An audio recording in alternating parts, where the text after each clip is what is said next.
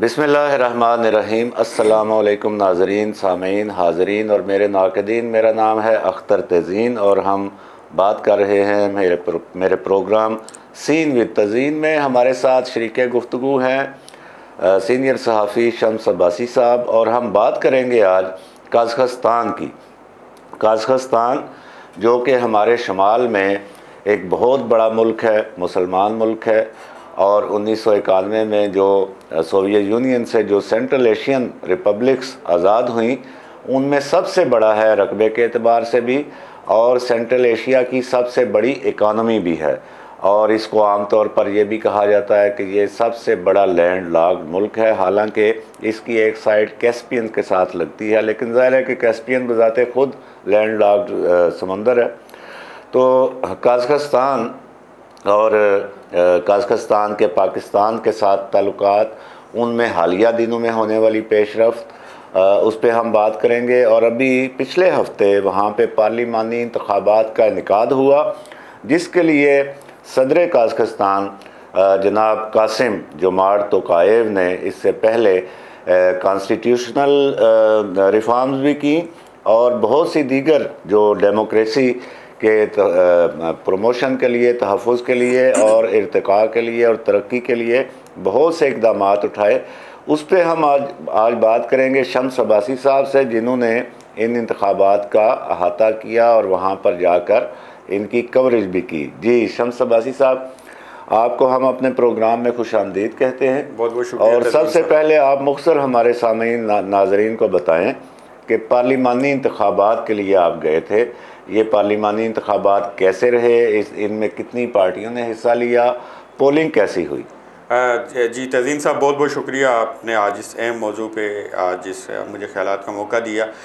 Basically तो अगर इस जो टोटल इलेक्शन है इसका अगर हम टोटल जायज़ा लें तो पहले इसके थोड़ा सा इश्यूज़ हुए थे, पब्लिक डिमॉन्स्ट्रेशन हुई थी। आफ्टर डैट ये हुआ कि चेंजेस में इन्होंने कुछ कॉन्स्टिट्यूशनल रिफॉर्म, पॉलिटिकल रिफॉर्म का इन्होंने एक स्ट्रगल की, और इसके लिए इन्होंने 10 मंथ्स में अराउंड कॉन्स्टिट्यूशनल रिफॉर्म्स भी हुए, जिसमें बहुत सारी अमेंडमेंट्स हुई। उससे पहले आपको याद होगा कि आपने भी पिछले इलेक्शन कवर किए थे, तो उसमें जो प्रेसिडेंट था, जो इनकी मेजर जो पार्टी अमानत पार्टी, वो उसका भी चेयरमैन होता था या प्रेसिडेंट होता था।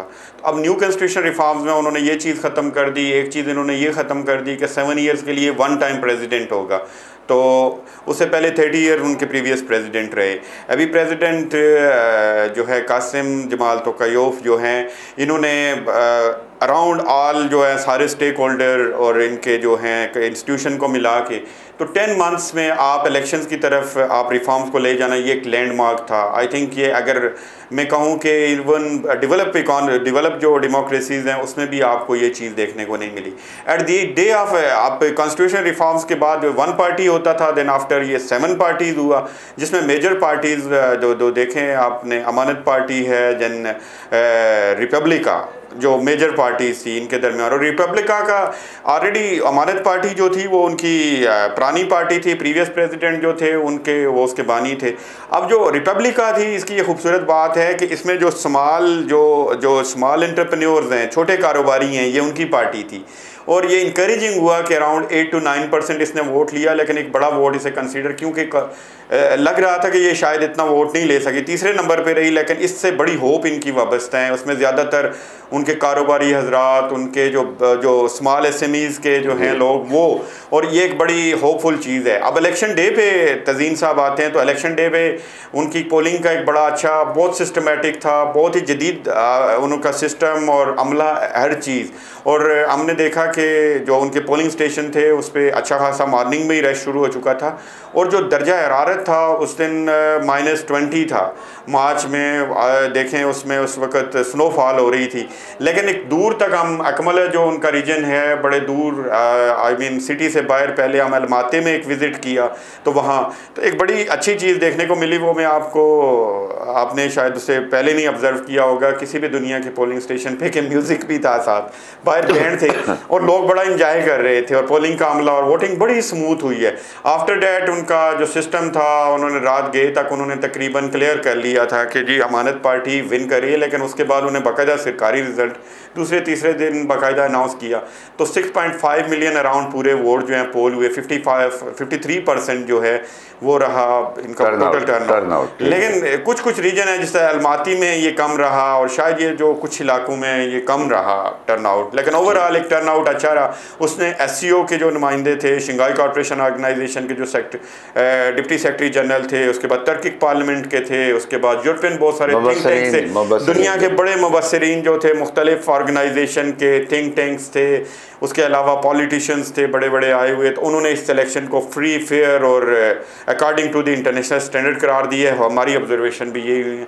ये एक रिमार्केबल हिस्ट्री है मेरे ख्याल में काज़ाकिस्तान के इसमें तारीख़ में, या ये तकलीद है बाकी मुल्कों के लिए। मैं यही बिल्कुल नाज़रीन सामीन, सेंट्रल एशियन रिपब्लिक्स में जब भी इंतखाबात होते हैं और उसी तरह काज़ाकिस्तान के भी गुज़श्ता इंतखाबात जो हुए, उसमें 2-3 ऑर्गेनाइजेशंस लाजमी मुबस्सर के तौर पे बुलाई जाती हैं, जिनमें यूरोपीय यूनियन, अक़वाम मुत्तहिदा और जो ऑर्गेनाइजेशन ऑफ इंडिपेंडेंट स्टेट्स है वो, और टर्किक स्टेट्स की जो ऑर्गेनाइजेशन है OTS, वो लाजमी होते हैं और वो अपना फ़ीडबैक देते हैं कि उनका क्या मुशाहदा रहा और वो वोटिंग और पोलिंग जो है वो पुरअमन रही, उसमें कितना टर्नआउट हुआ वगैरह।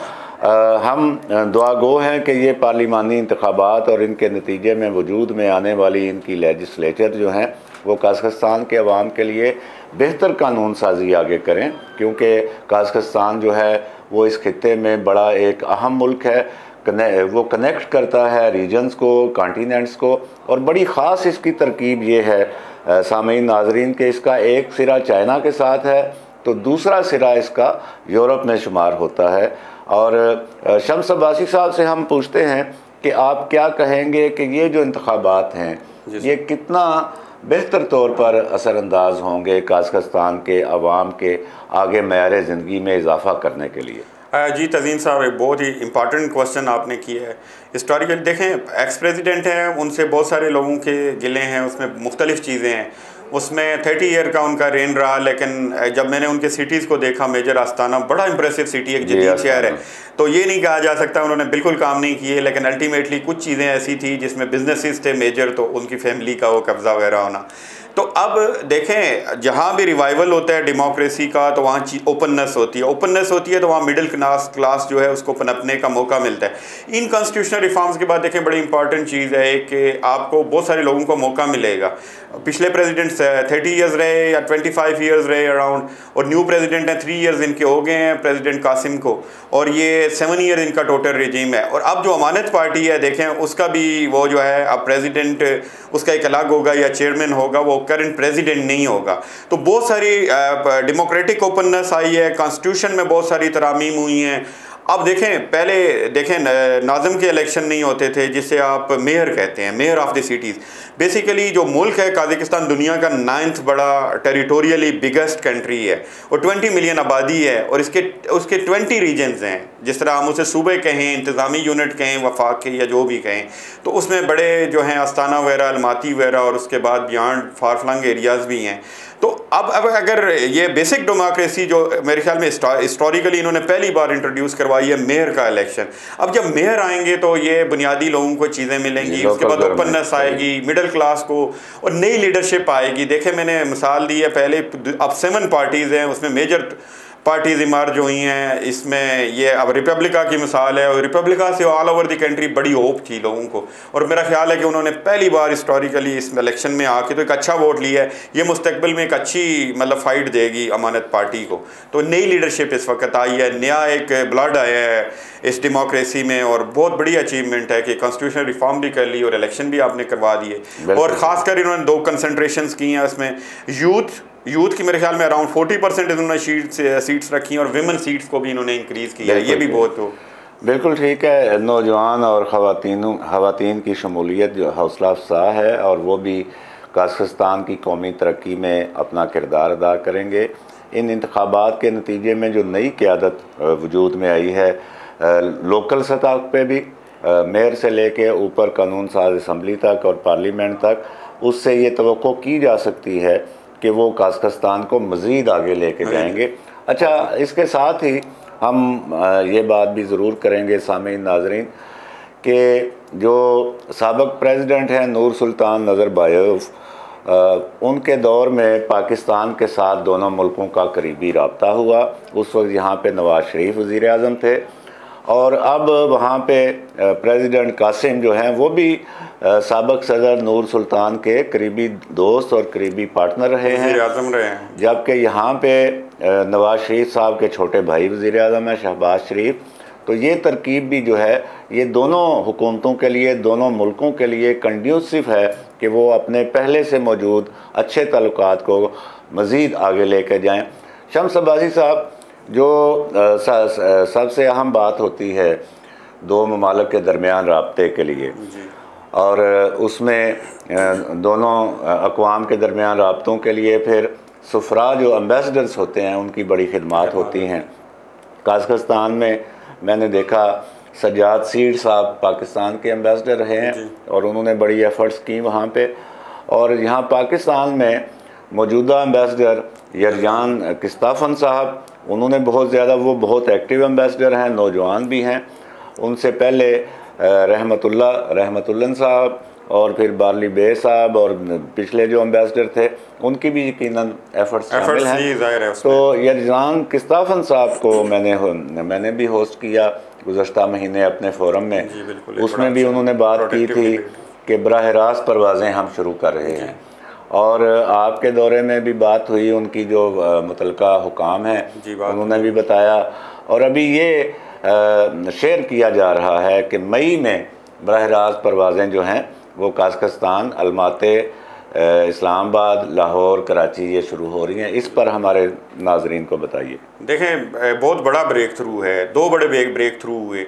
एक तो पिछले 2 मंथ्स बिफोर वो हमारे जो कनेक्टिविटी, हमारे मुज़ाकरात का रिवाइवल हुआ ट्रेड के हवाले से, और दूसरा सबसे बड़ा ब्रेक थ्रू है वो एयर कनेक्टिविटी का। और इन दो जो बड़े ब्रेक थ्रू हैं, इसका जो ब्रेन चाइल्ड कहें या इसके पीछे मोहरिक जो है वो जो है कज़ाकिस्तान के पाकिस्तान में नौजवान सफ़ीर जो हैं यज़रान कस्टाफ़ीन जो हैं, ये नौजवान हैं और हर वक्त नए नए आइडियाज़ लाते हैं। आप भी देखते हैं, आपकी उनके साथ बातचीत है। लेकिन ये बहुत बड़ा ब्रेक थ्रू है ओरिजिनल कनेक्टिविटी में। मैं रिसेंट देखूँ कि मैं गया तो हम लोग यहाँ से टर्की गए अराउंड 6 आवर्स, देन हमने 12 आवर्स और 2 डेज़ आपके लगते हैं। कोई भी बिजनेसमैन तो ये अफोर्ड नहीं कर सकता। तो अब जो लाहौर के बराह रास्त होगा तो 2 घंटे की फ्लाइट है इस्लामाबाद से अलमाती। मैं आपको कहूँ, आप 12 आवर्स आप अगर कनेक्टिविटी में गुजारते हैं तो ये अराउंड आपके 22 से 24 घंटे में आप जाके 1 नाइट चलते हैं। फिर वो टाइम डिफरेंस है आपस में जोन्स में, और आपकी 2 नाइट्स स्पेंड होती हैं। तो ये बिजनेसमैन किसी के लिए या इवन आम आदमी के लिए बड़ा और मैं कहता हूँ कि अगर ये डायरेक्ट एयर फ्लाइट का जो है अलमाती जो है वो उनका इंजन ऑफ ग्रोथ है कज़ाकिस्तान का। हमारे कराची की तरह एक हब है उनका इंडस्ट्रियल, और पिछला कैपिटल था उनका। फिर उन्होंने कैपिटल इस साइड पे शिफ्ट किया है, आस्ताना कैपिटल शिफ्ट कर दिया था, जिसे नूर सुल्तान भी बाद में कहते थे। तो ये 2 बड़े सिटीज़ इंजन ऑफ ग्रोथ्स, आप अलमाती, लाहौर, और लाहौर के साथ गुजरांवाला, फैसलाबाद और सियालकोट, 4 इंजन ऑफ ग्रोथ्स के साथ उनके रब्ता है। बिज़नेस कम्युनिटी का रब्ता होगा, उसके बाद आपके स्टूडेंट्स हैं उनका रब्ता होगा, उसके बाद ये सेंट्रल एशिया में रिसेंट तो हमारी किसी के साथ फ़्लाइट नहीं है, डायरेक्ट एयर फ्लाइट नहीं है, कुछ स्टार्ट भी हुई वो नहीं। तो मेरे ख्याल में इस hub to entry for a Pakistan to connect with the central Asia, whole of central Asia, gateway का किरदार अदा करेगा। तो ये कज़ाकिस्तान का मेरे ख्याल में एक बहुत बड़ी अचीवमेंट है। और 2 मई को एक बहुत बड़ा डे है जिसमें हमारी सेंट्रल एशिया के साथ ये शायद बड़े अरसे बाद दोबारा एक रिकनेक्टिविटी होगी, जिसे और जिसके बेनिफिट जो हैं हर लिहाज से पीपल टू पीपल कांटेक्ट में, इकॉनमी में, ट्रेड में, इन्वेस्टमेंट में, और रीजनल कनेक्टिविटी का जो ख्वाब था वो उसमें एक बहुत बड़ा ये जो है ना टूल साबित होगा। बिल्कुल ठीक है। नाज़रीन सामीन, कज़ाकिस्तान और पाकिस्तान के दरमियान बढ़ते हुए ताल्लुकात दोनों मुल्कों के अवाम की तरक्की खुशहाली के लिए इंतहाई खुशाइंद हैं। और कज़ाकिस्तान के हवाले से जो कनेक्टिविटी है यानी राब्ता है, जल्द वहाँ पे पहुँचना है, उसमें मैं बात कर चुका हूँ मुख्तलिफ़ मुलाकातों में मुतल्लिक़ा हुकाम से कि बराह रास्त परवाज़ें भी ठीक हैं, लेकिन हमारे पास अगर ज़मीनी एक रास्ता बन जाए, जैसे अभी हाल ही में हमारा चीन के साथ ज़मीनी राब्ता बहाल हुआ है और खुंजराब का जो पास है वो खुला है, अब वहाँ पे बस के ज़रिए भी आप चीन जा सकते हैं। तो चीन से सिंकियांग पहुँच के सिंकियांग के साथ कज़ाकिस्तान का बॉर्डर है, तो हम ये एक इम्कान भी देख सकते हैं कि सड़क के ज़रिए हमारा बज़रिया चीन कज़ाकिस्तान के साथ रब्ता हो सकता है। अच्छा शम्स अब्बासी साहब, टाइम कम है, मुख्तसर आप बताएंगे हमें कि कज़ाकिस्तान चूँकि लैंड लॉक्ड है, करीब तरीन उसको समुंदर तक रसाई पाकिस्तान फराहम करता है गवादर के ज़रिए, सी पैक के साथ जो एक रेलेवेंस है कज़ाकिस्तान की, इसके क्या इम्कानात आप समझते हैं और इस पे आप क्या कहेंगे? क्या आपकी कोई बातचीत हुई वहाँ पे? आप इस हवाले से हमें आगाह जी तज़ीन साहब, एक बड़ी ज़बरदस्त आपने बात की, मैं उससे शुरू करूँगा। आपने कहा तो रिसेंट प्रेसिडेंट कासिम के आने के बाद जो है वो चाइना के साथ कनेक्टिविटी बड़ी इंप्रूव हुई है, और रीज़न इज़ डैट आपने जो वे बताया वो is very important. President Kassym जो हैं ये जब डिप्लोमेट थे तो इनका बहुत बड़ा अरसा जो है फर्स्ट सेक्रेटरी के तौर पे, सेकंड सेक्रेटरी के तौर पे चाइना में गुजरा है, तो इस वजह से इनके चाइना के साथ बड़े अच्छे रिलेशन है और वही असरअंदाज हुआ पाकिस्तान के साथ रिलेशन में। सेकंड, आपने फिर कहा कि ग्वादर भी, तो मेरी उनके साथ उनके फॉरेन ऑफिस में उनके जो मिनिस्टर्स हैं फॉरेन अफेयर्स के, डिप्टी मिनिस्टर्स हैं नौजवान बड़े अच्छे, उनके साथ मेरी बातचीत हुई। दे आर वेरी होपफुल, और वो ग्वादर के हवाले से उनकी है, उन्होंने टॉप ऑप्शंस में ग्वादर रखा हुआ है, और वो उनकी कोशिश है अफ़गानिस्तान में अगर हमें बेहतरी, एक ट्रांजिट ट्रेड हमारा उज़्बेकिस्तान के साथ है, इस कनेक्टिविटी को रेल लिंक, एयर लिंक, और उसके बाद जो है ट्रांजिट ट्रेड थ्रू ग्वादर में वो अपने स्टेक्स रखना चाहते हैं, और इस सिलसिले में वो विलिंग है एट एवरी लेवल। मेरी जो बात हुई है उनके फाइनेंस मिनिस्टर से बात हुई है, he is a willing, he know each and everything about Pakistan.